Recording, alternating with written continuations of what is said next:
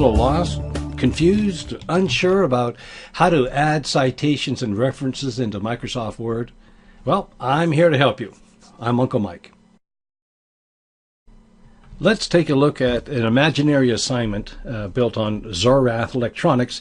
Everything in here is an imaginary, but it does show us how we can use citations and references in a document. This is made very easy by Microsoft Word. Let's go down into the document.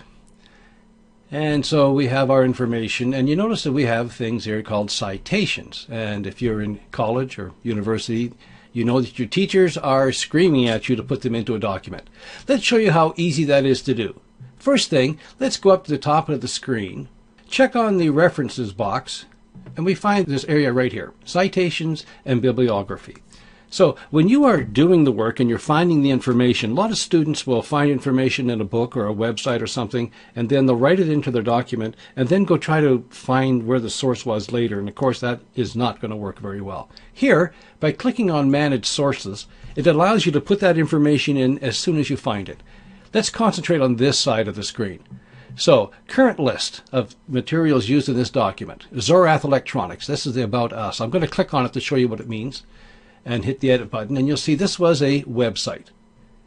This drop-down list shows you there's many choices. You can use book section, a journal article, a report. You also see down here we have things such as an interview, sound recording, many options. But this was a website. And when this opens up, you fill in the information that you can. Now, this website was not written by a specific person. It was written by the company, Zorath, so it is a corporate author. It was the About Us page. Of course, the name of the website is Zorath Electronics. We know it was done in 2003. We don't know the month or the date, so they're blank, but here's the URL to get to that site. We're done with it. Let's check another one. This one, Zorath Electronics Corporate Report. If we take a look at that, we'll see we put it in as a report. So again, a corporate author, and then the actual title of the document, the year it was published, and who published it, what city it was published in. Now you notice these have check mark next to them. Each check mark indicates that this reference was used as a citation in the document. So let me just explain to you that as a professor, when I click into your document, I'll look here, and anything that does not have a check mark should not be in your bibliography. It means you did not use it in the document, so it shouldn't be there. So let's close this for just a moment and take a look. Let's say we wanted to move down here, and this right-hand man, made him up of course, shows many of the same characteristics as the owner of the company. Where'd you get that information? I'm going to click in here, and now that this material has been added into the references, if I want to add a citation, I make sure that I have the APA style selected, and the latest one is the 6th. Click on the citation, and there's all the documents that were listed as references. This one, let's say it came from the Canadians in Action document. As soon as I click there, it puts the citation into place. Here's a quote. Take us from here to there. That quote, and I want to show you where that quote came from. Right after that, I'm going to insert it. Let's say it came from the same document. Boom. Now that's been inserted into place.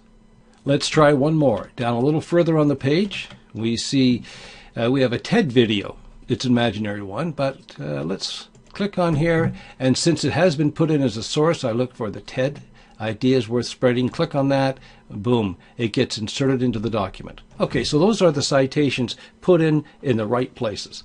But the beautiful thing of this is not just the citations, it's at the end of the whole thing. You go to your blank page, and you'll click on your bibliography, and go ahead, click Bibliography.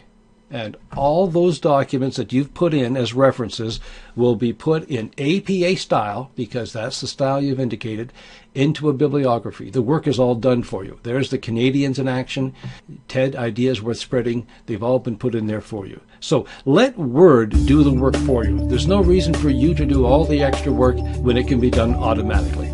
I hope this helps. I'm Uncle Mike.